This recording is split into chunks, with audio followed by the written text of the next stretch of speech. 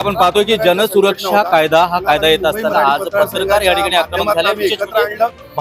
जसा ज्या पद्धतीनं आज चौथा आधारस्तंभ म्हणून पत्रकारांना ओळखला जातो, लोकशाहीचा चौथा आधारस्तंभ असताना हा आधारस्तंभ कुठेतरी खेळतो की काय, हा प्रश्न या ठिकाणी आहे। आपल्यासोबत या ठिकाणी तर देशमुखच्या सगळ्यात महत्त्वाचे अभिव्यक्ती स्वातंत्र्यावरती कुठेतरी गदा येते, खास पत्रकारांवरती कुठेतरी या समोर हे होऊ शकतं। काय सांगायला गडबड केली पत्रकारांनाच नव्हे तर सामान्य माणसाचं देखील अभिव्यक्ती स्वातंत्र्य हिरावून घेण्याची ताकद ह्या कायद्यामध्ये आहे।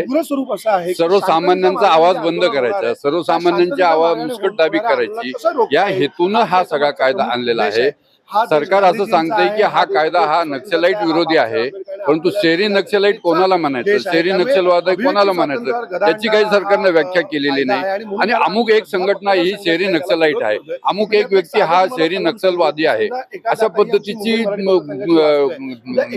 भूमिका देखील सरकारने घेतलेली नाही। परंतु नक्षलाईटचं नाव करून सामान्यांचा आणि विशेषतः पत्रकारांचा आवाज बंद करण्याचा प्रयत्न करायचा।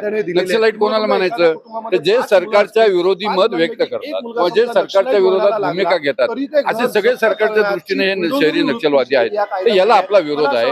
या विरोध व्यक्त करण्यासाठी आज एक प्रातिनिधिक स्वरूपाचं आंदोलन मुंबईमध्ये झालं। मुंबईतल्या ज्या पत्रकारांच्या 11 संघटना आहेत, प्रमुख ज्या संघटना आहेत, त्या सगळ्या संघटनांनी एकत्र येऊन हे आज आंदोलन केलेलं आहे।